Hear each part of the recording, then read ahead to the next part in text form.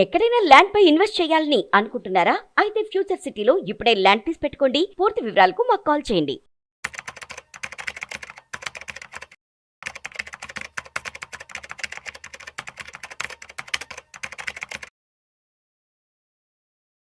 నమస్తే రమగారు. నమస్తే జయ.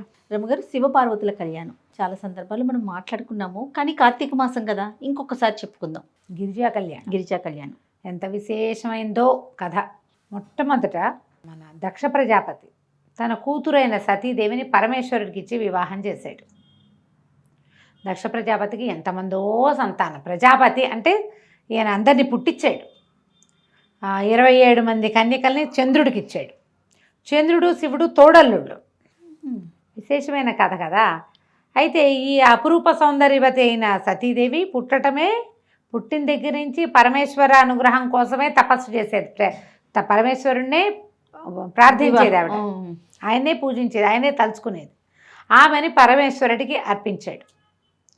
అర్పిస్తే సరే, ఇది విశేషంగా జరిగింది. ఒకసారి ఏదో యజ్ఞం అప్పుడు దక్ష ప్రజాపతి వస్తే అందరూ లేచి నిలబడ్డారు. పరమేశ్వరుడు లేవలేదు. ఆయన గౌరవించారు అందరూ. పరమేశ్వరుడు లేవకపోతే ఈయన కోపం వచ్చింది ప్రజాపతికి. నేను ప్రజాపతిని కదా, ఈ పుట్టిన మహాద్భుత దేవతలందరికీ భార్యల్ని కన్నది నేను. మామగారిని చూసి లేవడు. అగ్రతాంబూలం ఇవ్వవలసిన వాడు కదా. మామంటే పితృపంచకంలో ఒకడు. పరమేశ్వరుడికి పితరుడు లేడు, స్వయంభువు ఆయన. నేను పిల్లనిచ్చిన మామని, అంటే నేను తండ్రిని, నన్ను గౌరవించాలి. ఆయన అక్కడ ఆ యజ్ఞానికి భర్తగా ఉన్నాడు పరమేశ్వరుడు. యజ్ఞభర్త ఇంకొకళ్ళకి నమస్కారం చేయడు, ఆ మొత్తం యజ్ఞానికి ఆయనే భర్త. అందుకని ఆయన లేవల. సభా మర్యాద పాటించలేదు. అల్లుడే గౌరవం ఇవ్వకపోతే వీళ్ళందరూ ఎట గౌరవం ఇస్తారు నాకు అని ఒక రకంగా మండిపోయింది ప్రజాపతికి. దక్ష ప్రజాపతి క్రోధితుడయ్యాడు. ఆయన క్రోధం ఎలాంటిదంటే దాంతో ఆయన ఏం చేస్తున్నాడో ఆయనకి తెలియదు. ఒళ్ళు తెలియని తన వస్తుందన్నమాట. ఇక్కడేమో కోపం వచ్చింది శివుడి మీద. ఈ చంద్రుడికి 27 మంది కన్యకల్ని ఇచ్చాడు కదా, తారలు అందరినీ ఇచ్చాడు. ఒకడికే ఇచ్చి వివాహం చేశాడు. వాళ్ళల్లో ఆయన కొంచెం రోహిణి అంటే ఎక్కువ ఇష్టం ఆ చంద్రుడికి. అలా ఉంటుంది. మనం రాజుల గాథల్లో కూడా చెప్పుకున్నాం. ఒక అమ్మాయి ఏదో చాలా అనురూపంగా, చాలా అనుకూలంగా, అత్యంత ప్రియతమంగా ఉండేవాళ్ళు ఉండొచ్చు. ఆయన రోహిణి పట్ల ఎక్కువ కలిసి ఉంటున్నాడని మిగిలిన వాళ్ళంతా తండ్రి దగ్గరికి వెళ్ళి చెప్పారు. ఆయన రోహిణితోటే బాగా ఉంటున్నాడు నాన్న, బాగా అంత బాగా ఉండట్లేదంటే ఆయన అల్లుడిని శపించాడు. క్షయవ్యాధి వస్తుంది నీకు, క్షీణించిపోతావని. చంద్రుడికి హెచ్చుతగ్గులు ఉన్నాయి కదా, అవి ఆయన వల్లే వచ్చాయంటారు. క్షయవ్యాధితో క్షీణించిపోయిన చంద్రుడు పరమేశ్వర అనుగ్రహం వల్ల మళ్ళీ ఆ వ్యాధిని పోగొట్టుకున్నాడు. నిజానికి రోహిణి నక్షత్రం మీద కోపంతో మిగిలిన వాళ్ళు చెప్పారు, కానీ చంద్రుడు చిత్తా నక్షత్రంతో చాలా బాగుంటాడు. చిత్రాచంద్రమసోరివ అన్నాడు కాళిదాసు. రాజుగారు భార్య ఎలా ఉన్నారంటే చిత్తా నక్షత్రంతో కూడి ఉన్నప్పుడు వాళ్ళిద్దరూ ఎలా మెరిసిపోతారట. చిత్తా నక్షత్రం వస్తే పక్కకి చంద్రుడు మెరుస్తాడు, చిత్తా మెరుస్తుంది. అలా ఉన్నారని చెప్తారు. అంత ప్రత్యేకమైన వాళ్ళిద్దరూ. రోహిణి చంద్రులు అలా అత్యంత ప్రేమగా ఉండేవాళ్ళు అన్నమాట. ఈ దక్ష ప్రజాపతి తీవ్రమైన కోపిష్టివాడు అవటంతో అతను ఏమనుకున్నాడు, నిరీశ్వర యాగం అని ఒక యాగాన్ని సంకల్పించాడు. ఈశ్వరుడు లేడు. నిరీశ్వర యాగం పేరే అది. నిరీశ్వర యాగం, అసలు ఈశ్వరుడు లేడన్న యాగం సంకల్పించి బ్రహ్మాది దేవతలందరినీ పిలిచి పరమేశ్వరుడికి కార్డు పిలవలేదు. అయితే సతీదేవి మా పుట్టింట్లో జరుగుతున్న వ్యవహారం కాబట్టి నాకు పిలుపక్కర్లేదు, నువ్వు రాకపోతే మానేసేయి, నేను వెళ్తానంది. ఆయన చెప్పాడు, మనని పిలవల, నాకు ఆహ్వానం రాలేదు, నువ్వు వెళ్ళొద్దన్నాడు. సతీదేవిని వద్దన్నాడు. కానీ ఆవిడ చిన్నపుచ్చుకుంది. మా ఇంట్లో అవుతోంది, నా చెల్లెళ్ళందరూ వస్తారు, నేను కూడా వెళ్ళాలి. ఇప్పుడు మనం కూడా చేస్తాం అట్లాంటిది. ఈ దేవతల గాథలన్నీ మానవుల గాథలకి ప్రతిబింబాలన్నమాట, చూపిస్తారు. అట్లా వెళ్తే ఏమవుతుందో సతీదేవి కథే తెలియజేస్తుంది మనకి. అవమానపడతాం అనవసరంగా. ఈవిడ బయలుదేరి వెళ్ళింది. బయలుదేరితే నంది, భృంగిరిట్టుడు వీళ్ళ కొంతమందిని ప్రమథగణాలను ఇచ్చి అమ్మకి తోడుగా పంపిస్తే ఈవిడ వెళ్ళింది. వెళ్ళేసరికల్లా ఆయన అవమానకరంగా మాట్లాడాడు తండ్రి. నేను సంకల్పించిందే నిరీశ్వర యాగం, నిన్ను ఎవరు పిలవని పేరంటానికి ఎందుకు వచ్చావు నువ్వు, కూతుర్ని కూడా అన్నాడు. అనేసరికల్లా ఆవిడంది, నువ్వు పిలవకపోతే ఎట్లా, నువ్వు పిలవనన్న మాట ఏమిటి, యజ్ఞభర్త శివుడు, పరమేశ్వరుడే యజ్ఞభర్త, యజ్ఞకర్త, ఆయన పిలవకపోతే ఎట్లా, నువ్వు చేసింది తప్పు అనగానే ఆయన శివనిందకి పాల్పడ్డాడు, తిట్టేశాడు అల్లుడిని. తిడితే ఈవిడ ప్రత్యక్షంగా కానీ పరోక్షంగా కానీ శివనిందని నేను భరించను, నా భర్తని నిందించటమనే కాదు, నా భర్తను నువ్వు తంటమే కాదు, పరమేశ్వర నింద చెవితో విన్నా తప్పే అని చెప్పి ఆయన వద్దన్నా నేను ఇంత పని చేశాను, ఇక్కడికి వచ్చాను, ఆయన పరోక్షంలో ఆయన అవమానానికి నేను కారణమయ్యాను, కాబట్టి నేను యోగాగ్నిలో నా శరీరాన్ని దహించేసుకున్నా, ఇక నేను ఇక్కడ ఉండను అని చెప్పి ఆవిడ యోగాగ్నిలో దహనం అయిపోయింది. అమ్మ చితాభస్మం కొంత భస్మం రాలిపడింది, ఆమె శరీరం అక్కడ ఉన్నది. ఎప్పుడైతే ఇది జరిగిందో ఈ మొత్తం ప్రమదగణాలు కేకలు పెట్టేసి శివుణ్ణి పిలిచారు, అమ్మ ఆహుతి అయిపోయిందని. ఇక్కడికి ఉగ్ర రూపంతో పరిగెత్తుకుంటూ వచ్చాడు శివుడు. భార్యా వియోగం భరించరానిది, పరమ ప్రీతితోటి ఉండే భార్య ఆమె అవమానపడి ఇలా అయిపోయింది కాబట్టి ఉగ్రంతో, పైగా మనం పరిగెడితే మనకి ఒక రకమైన ఉద్రేకం వస్తుంది. ఆయన ఏం చేశాడు, తన జటల్లో నుంచి ఒక జటతో వీరభద్రుడిని సృష్టించాడు. ఈ దక్షాధ్వరం విధ్వంసం చేయి, ఇది నా భార్య శవాన్ని చూసినటువంటి ఈ దక్షాధ్వరం నడవకూడదు ఇంకా, అదే ఒక్కటే ఆజ్ఞ. ఈ హాహా అని పెద్ద జటలతోటి బోల్డ్ అనే ఆయుధాలతోటి పరమశక్తివంతమైనది శివక్రోధమే. ఆయన కోపం నుంచి పుట్టిన వీరభద్రుడు సర్వనాశనం చేశాడు, మొత్తం దక్షయజ్ఞ వాటికని భూస్థాపితం చేశాడు. కనపడిన దేవతలను కనపడ్డట్టు రుద్రగణాలు చితకుట్టేసాయి. దక్షుడి తల నరికేశాడు వీరభద్రుడు. ఈ వీరభద్రుడే మనకి పట్టిసపు కొండ మీద అక్కడ ఆగాడని మనం ఒక కథ చెప్పుకుంటాం. రాజమండ్రి దగ్గర ఉన్న పట్టిసపు కొండ మీద అక్కడ ఆయన వీరభద్రుడు వీరభద్రావతారాన్ని విరమించి శివలింగాకృతిగా మారాడని అదొక కథ చెప్తాం. పట్టిసం ఈ ఆయన దగ్గర ఉన్న ఆయుధమే ఆయుధమే అట్లా కొండగా మారిందంటారు. అయితే ఎప్పుడైతే ఈ వీరభద్రుడు ఇదంతా అయ్యిందో ఈ పరమేశ్వరుడు ఉగ్రంగా అయిపోయాడు. ఆవిడ కళేబరం అక్కడ ఉన్నంతసేపు ఈయన ఇలాగే ఉంటాడని విష్ణువు ఏం చేశాడంటే తన చక్రాయుధంతో ఆ శరీరాన్ని ముక్కలు చేసేసాడు. భుజం మీద వేసుకున్నాడట కళేబరాన్ని, కాలిపోయి ఉన్నదాన్ని వేసుకుని ఆయన నాట్యం చేస్తున్నాడు పరమేశ్వరుడు ఉగ్రంగా. అంటే అటు కదులుతున్నాడు అనమాట ఆయన. ఆ కదులుతున్నప్పుడుగా ఆయన ఒంటి మీద ఉన్న, ఆయన భుజాల మీద ఉన్న ఈ శవాన్ని, ఈ కళేబరాన్ని ముక్కలు చేసేస్తే 18 ముక్కలుగా మారి భూమి మీద పడిపోయినాయి. 18 చోట్ల 52 చోట్ల పడ్డాయి అంటారు, చిన్న చిన్న ఆభరణాలు అవన్నీ కూడా. అయితే ఎప్పుడైతే ఈ కళేబరం తన మీద నుంచి వెళ్ళిపోయిందో అవతలకి, అతి ఉగ్రంగా ఉన్న పరమేశ్వరుడు కొంత శాంతపడ్డాడు. దేవగణాలందరూ ప్రార్థించి పరిపరి విధాల ఈయన్ని హిమాలయాల వైపుకి నడిపించుకుపోయారు. ఈయన కైలాసం కూడా హిమోత్పర్వత ప్రాంతంలోనే ఉంది. కైలాసానికి వెళ్ళకుండా విరాగిగా అయిపోయి ఆయన హిమాలయాల్లోకి వెళ్ళిపోయాడు. ఈ అటు ఇటు పారిపోయి కకావికలుగా అయిపోయినటువంటి దేవతలందరూ మళ్ళీ వచ్చి, బ్రహ్మదేవుడు వచ్చి ఈ మెడ నరికి ఉన్న దక్షుడికి గొర్రెతల అతికించి ఆయనతోటి ఈశ్వరుణ్ణి సంకల్పించి యజ్ఞం పూర్తి చేయించారు. దక్షయజ్ఞవాటిక, దక్షవాటికే అంటే సర్వనాశనం అయిపోయిన దాన్ని దక్షవాటికలాగా తయారైంది అంటారు మన వాళ్ళు. ఈ సర్వనాశనాన్ని పూర్తి చేశారు. మరి యజ్ఞం పూర్తి చేయాలి, ఇది లోక సంక్షేమం కోసం చేసేవి కదా. యజ్ఞం అనగానే లోకక్షేమం కోసం మొత్తం పూర్తి చేశారు. ఈ హిమాలయాల్లోకి వెళ్ళిపోయి ఉండిపోయాడు శివుడు. ఆయన ఎప్పుడు పుట్టాడో, ఇది ఎప్పుడు జరిగిందో. అయితే ఈ మరణించి ప్రాణత్యాగం చేసిన సతీదేవి మరలా జన్మించింది. ఈసారి ఆవిడ ఎక్కడ పుట్టింది?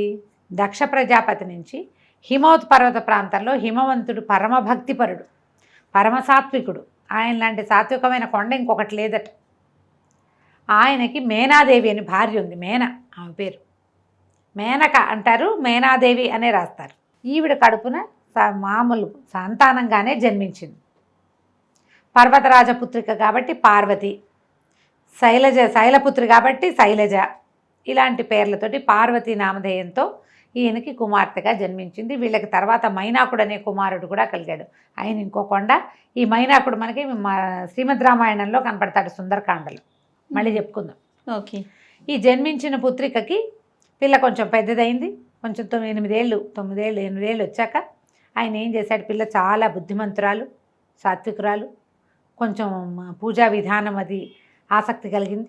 అయితే ఈయన పరమేశ్వరుడు తన పర్వత సానువుల్లో ఒక చోట తపస్సు చేసుకున్నాడు. పిల్లకి అంత వ్యక్తత వచ్చింది, ఊహ పద్ధతి అన్నీ తెలిసాక పరమేశ్వరుడి సేవకి నియోగించాడు హిమవంతుడు.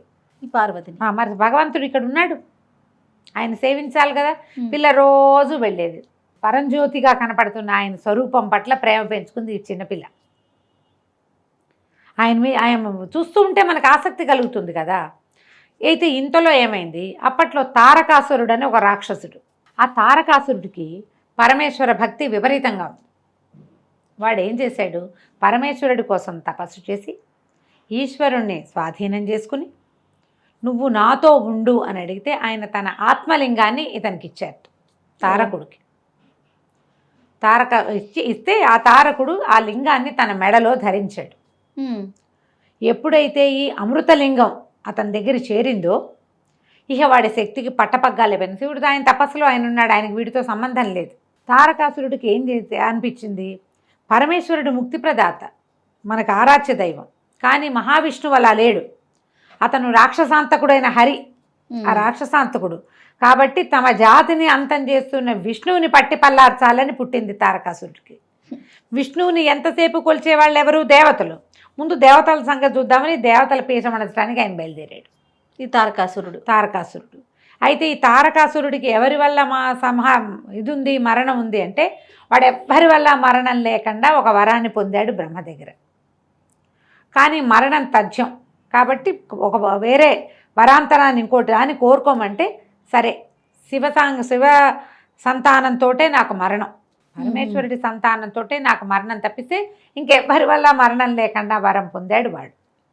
పరమేశ్వరుడు ఎప్పుడు విరాగిగా ఉన్నాడు, ఆయనకి సంతానం లేదు. ముందు సతీదేవి ఉండగాను లేదు, ఆవిడ వెళ్ళిపోయి ఎంతకాలం అయిందో ఇప్పుడు కూడా లేదు, ఆయన విరాగి అయిపోయాడు. ఆయన మళ్ళీ సంసారంలోకి దిగి సంతానాన్ని కంటాడన్న ఆశ అయితే లేదు. ఇక ఎవరి వల్ల చావు లేని ఈ తారకాసురుడు విజృంభించాడు. ఇప్పుడు తారకాసుర సంహారం ఎలా జరుగుతుంది అనేది వీళ్ళంతా ఆలోచించి విష్ణువుని ముందు పిలిచారట, బాబు ఈయన సంగతి చూడనాయన అని. విష్ణువు యుద్ధానికి వచ్చి కూడా వీడిని నేను చంపలేను, ప్రచండమైన రుద్ర తేజస్సుతోటి ఉన్నాడు వీడు. ఇప్పుడు వీడి మీద బాణం వేస్తే శివుడి మీద వేసినట్టే. శివుడు వీడితో ఉన్నంతకాలం నేనేం చేయలేను, శివుడిని దూరం చేయాలి ఒకటి. రెండోది వీడి వరం, బ్రహ్మదేవుడు ఇచ్చిన వరం ఏంటి, శివ సంతానమే ఇతన్ని చంపగలదు, శివతేజం మాత్రమే చంపుతుంది. శివతేజము అంటే ఆయన వల్ల పుట్టిన సంతానం. దానికోసం ఏదైనా ప్రయత్నం చేసుకుంటారా బాబు, వాడి దారిని వాడిని వదిలేయండి అని ఈయన దారిని నేను వైకుంఠానికి వెళ్ళిపోయాడు. ఇక దేవతలు చేతులు pisకుంటూ ఆలోచించుకున్నారు ఏం చేయాలి, ఎట్లా పరమేశ్వరుని ఇందులోకి దింపాలి. ఈ సందట్లో వాళ్ళకి ఏం తెలిసింది, పర్వతరాజపుత్రిక అయిన పార్వతి నిత్యము సేవిస్తుంది. ఈ పార్వతి ఎవరు అనగానే ఆమెను చూసేసరికి ఆమెలో ఉమా చైతన్యం కనపడుతోంది, భగవత్ చైతన్యం. పాపగా లేదు, చిన్నపిల్ల కాదు, ఏదో ఉన్నది ఈమెలో. అప్పుడు మళ్ళీ పరిగెత్తారు బ్రహ్మదేవుడి దగ్గరికి. ఆ అమ్మాయిని చూస్తే మనకు సతీదేవిని చూసినట్టు అనిపిస్తుంది. అప్పుడు ఆయన చెప్పాడనమాట, సతీదేవి ఇక్కడ జన్మించింది, ఇంకా సమయం రాలేదు, సమయం వచ్చే వరకు వేచుంటారా, సమయాన్ని తెప్పిస్తారో ఆలోచించుకోండి.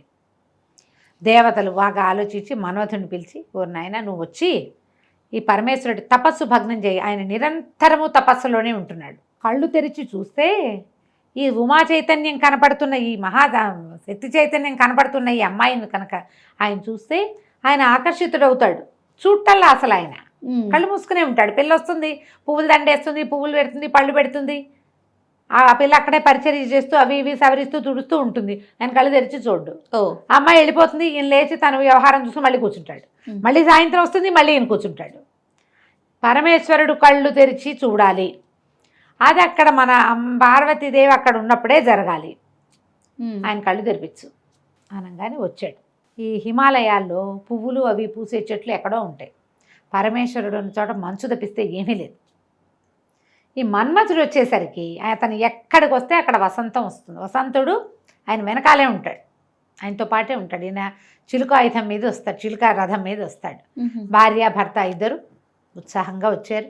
వసంతుడు వచ్చాడు, మొత్తం చుట్టుపక్కల ఉన్న మొక్కలన్నీ చిగురు చేసినాయి, బాగా కళకళలాడుతుంది, చల్లని గాలి, సుగంధభరితమైన గాలి వస్తుంది. ఈ అమ్మాయి పార్వతీదేవి పరిచర్య చేస్తుండగా మన్మథుడు ఒక చెట్టు చాటున దాగి, పెద్ద దాగల కొంచెం అటు ఇటుగా నుంచుని పరమేశ్వరుడికి బాణం వేసుకుంటాడు. ఈ బాణాలు ఏం వేస్తాడు మన్మథుడికి, పంచబాణుడు అంటారు. 5 బాణాలు ఉన్నాయి. ఈ 5 పువ్వుల బాణాలే, కేవలం మనసుని చంచలం చేస్తాయి అంతే. అవి ఏ వస్తువును చూస్తే దానికి ఆకర్షితులయ్యేగా చేస్తాయి.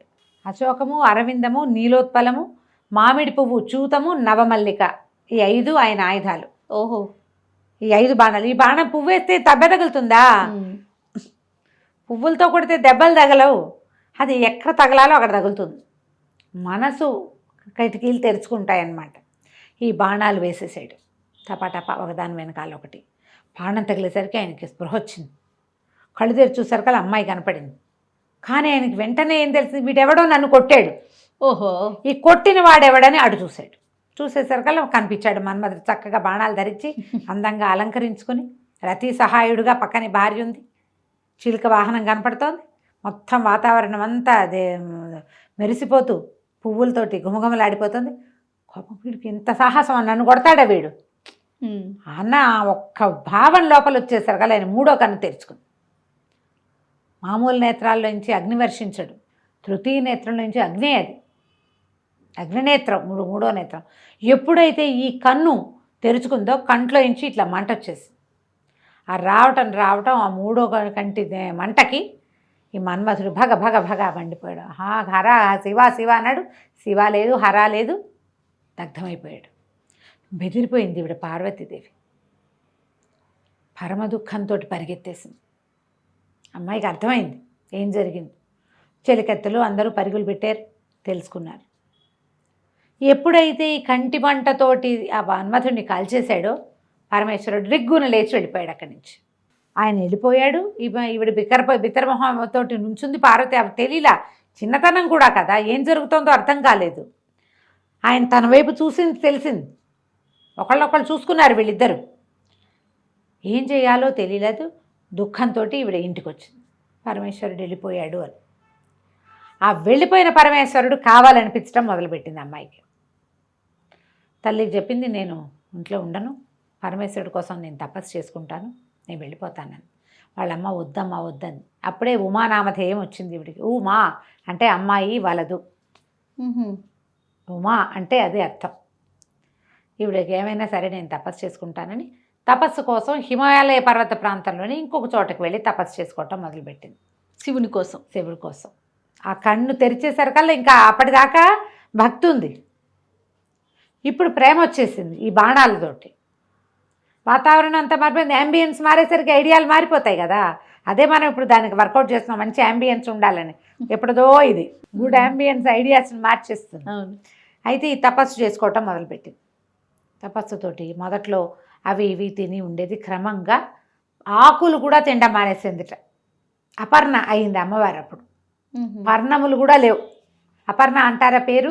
ఆ అపర్ణ ఏమిటంటే ఇలా తపస్సి సమాధిలో ఉన్నటువంటి పార్వతీదేవి ఆకులు కూడా తినడం మానేశాక అపర్ణగా మారిపోయింది. అయితే ఈ 4 పక్కల అగ్నుల్లో మధ్యలో నిలబడి అలా శివుడి కోసమే ప్రార్థన చేస్తూ ఉండేదట. తల్లిదండ్రి చాలా గజగజలాడిపోయారు, ఏం చేయాలో తెలీదు. కానీ శివుడికి ఈ వార్త అందటం మొదలుపెట్టింది. ఈయన కళ్ళు తెరిచి చూశాడు, అమ్మాయి మీద మనసు లగ్నమైంది. ఈ అమ్మాయి ఎవరు ఏమిటి వచ్చినాయి ప్రశ్నలు. మెల్లిగా నారదుడు, విష్ణువు వీళ్ళ మాటలతోటి ఆయన ఈ అమ్మాయి మీద మనసు లగ్నమైంది ఆయనకి, పార్వతీదేవి మీద. తర్వాత కొద్ది రోజులు గడిచాక ఈవిడ తపస్సు చేసుకోవడానికి ఒక కుటీరం అది నిర్మించుకుంది. ఒకళ్ళిద్దరు చిలుకత్తెలు ఉండేవాళ్ళు సహాయకులుగా. ఒకనాడు ఈవిడ ఉండగా ఇక్కడికి ఒక ఆయన వచ్చాడు. ఈ వచ్చిన వాడెవడు, ఒక ఇది మౌంజి అంటే ఏమంటారు దాన్ని, ఒక లేడి చర్మాన్ని చుట్టు చంకలో పెట్టుకుని దర్భలు కమండలాలు అవి పట్టుకుని జుట్టు ముడేసుకుని ఉన్న ఒక యువకుడు, యతి లాంటి వాడు వచ్చాడు. అపర్ణ జటిలం పేరుతోటి పుస్తకంలో ఇంటర్మీడియట్లో పాఠం కూడా ఉండేది. వచ్చి ఈవిన అమ్మాయి నువ్వు ఎవరి కోసం తపస్సు చేస్తున్నావు ఏమిటి అని కనుక్కున్నాడు. పరమేశ్వరుడి కోసం చేస్తున్నానని చెప్పింది. చెప్పేసరికి ఆయన అన్నాడు, ఆయనది నీకు మ్యాచింగ్ ఎక్కడ కుదురుతుంది?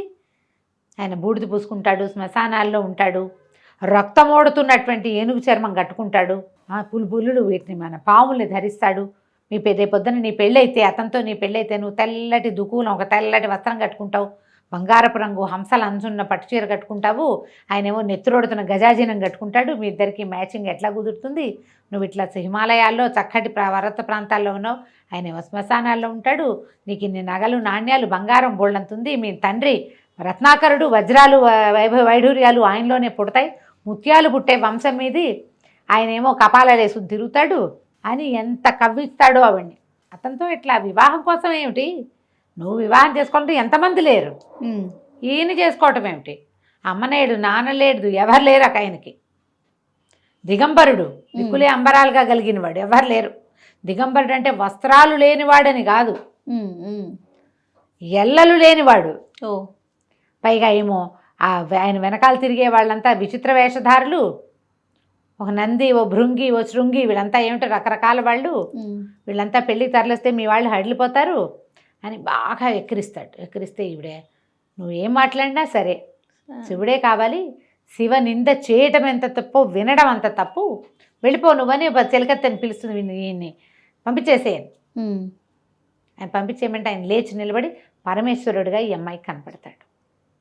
శివ కళ్యాణం ఎంత రొమాంటిక్గా జరిగిందో చూడు. అదే కదా. కనిపించి ఆమెని ప్రాణిగ్రహణం చేస్తాడు. తర్వాత వివాహం చేసుకున్నారు వీళ్ళు. వివాహం చేసుకోవడానికి హిమవంతుడితో మాట్లాడటానికి సప్త ఋషులు వచ్చి పరమేశ్వరుడికి నీ కూతుర్నిచ్చి వివాహం చేయమని సాంగంగా అడిగి వివాహం చేశారు. ఆ వివాహానికి మొత్తం అందరూ వెళ్ళారట, 3 కోటి దేవతలు వివాహానికి వెళ్ళారు. వీరికి వివాహం జరిగిన తర్వాత ఈ వివాహానికి పెళ్లివాళ్ళు ఆడపెళ్లి వాళ్ళంతా స్వాగతం చెప్పడానికి వస్తే ఈయన వెనకాల ఈయనేమో కపాలాలు అవి ధరించి పెద్దగా ఇంత జుట్టు జటలతోటి ఒక ముసలి ఎద్దునెక్కి మహాద్భుతమైన ఆకారంతో త్రిశూలము, మన్నిండా పాములు, ఒంటి నిండా పాములతోటి ఈ వచ్చి చుట్టూతా ఉన్న ప్రమథగణాలన్నీ ఇవన్నీ రాక్షస పిశాచగణాలు కదా. ఆయన ఏముంటాడు, భూతనాథుడు. ఆయన శ్మశానంలో ఉండేవాడు. అక్కడ ఏముంటాయి, బేతాళ పిశాచాదులు బోల్డన్ని ఉంటాయి. అందరూ హడిలిపోయారు. అందరూ దేవతలే అట్లా కనపడతారు. నువ్వు ఎలా చూస్తే అట్లా కనిపిస్తారు. బాబోయ్ అనుకుంటే బాబోయ్గా ఉంటుంది, పర్వాలేదు అనుకుంటే పర్వాలేదు. మేనాదేవి పరమ దుఃఖంతో అయ్యో పిల్లకి ఇలాంటి కష్టం వచ్చిందే, ఇట్లాంటి వాడికి ఇచ్చి పెళ్లి చేస్తున్నాం ఏమిటి మనం, ఈ పెళ్ళి లేకపోయినా పర్వాలేదని ఆవిడ 7 శోకాలు పెట్టి అలా జరిగిందని చెప్తారు.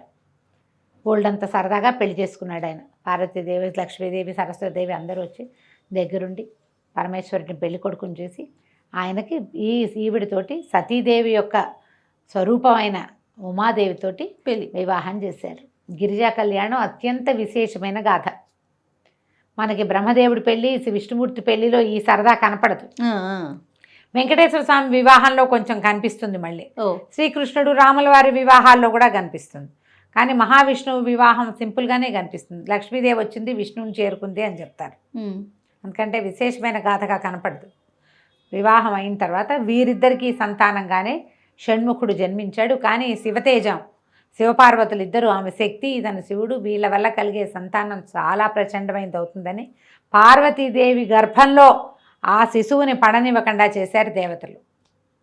శివవీర్యం ఆమెలోకి ప్రవేశించనివ్వల, వద్దన్నారు. అనేసరికి నా వల్ల కదిలిన శివవీర్యాన్ని నేను భరించాల్సింది పోయి మీరందరూ తీసుకున్నారు కాబట్టి భూదేవికేమో నీకు అందరూ మొగుళ్ళే, ఒక్క పుత్రుడి వల్ల కూడా నీకు సంతోషం కలగదు, కుమారుల వల్ల సంతోషం నాకు నేను ఏది పోగొట్టుకున్నానో అది నువ్వు కూడా పోగొట్టుకుంటావని భూదేవిని శపించింది. గంగాదేవిని శపించింది, అగ్నిని శపించింది, దేవతలందరికీ మీ భార్యల నుంచి మీకు సంతానం కలగదు పోండి అని శపించింది. ఒకటి జరగలేదు కాబట్టి తర్వాత ఆమె వల్ల కదిలిన వీర్యాన్ని ముందు అగ్ని, తర్వాత గంగానది, భూదేవి, అగ్ని, గంగానది, తర్వాత శరవణము ఇందరూ భరించి అప్పుడు స్కందజననం జరిగింది. స్కందజనన గాథ కూడా చదవడానికి చాలా మంచిది. స్కందోత్పత్తి చదివితే కనుక పుత్ర సంతానం కలుగుతుందని చెప్తారు. స్కందుడు జన్మించాక ఆయనని దేవతలకి దేవసేనాధిపతిగా చేశారు. అప్పుడు ఈ తారకాసుర సంహారం జరిగింది. తారకుడితో ఎన్నిసార్లు యుద్ధం చేసినా తారకుడు చావల. అప్పుడు పరమేశ్వరుడే చెప్పాట, అతని మెడలో అమృతలింగం, ఆత్మలింగం ఉంది, దాన్ని కొడితేనే, భగ్నం చేస్తేనే వీడు మరణిస్తాడు అని. దాన్ని కొట్టడం వల్ల అతను మరణించాడు. శివ యొక్క సంతానమే కార్తికేయుడు అని చెప్తారు. ఈ గిరిజా కళ్యాణ గాథ చెప్పినా విన్నా కూడా చాలా విశేషమైన ఫలితం లభిస్తుంది. బాగుంది కదా కథ. ఎన్నిసార్లు విన్నా కొత్తగానే మళ్ళీ కొత్త రఘు గారు ఎంత బాగుందో. నమస్తే అండి. నమస్తే చెయ్య.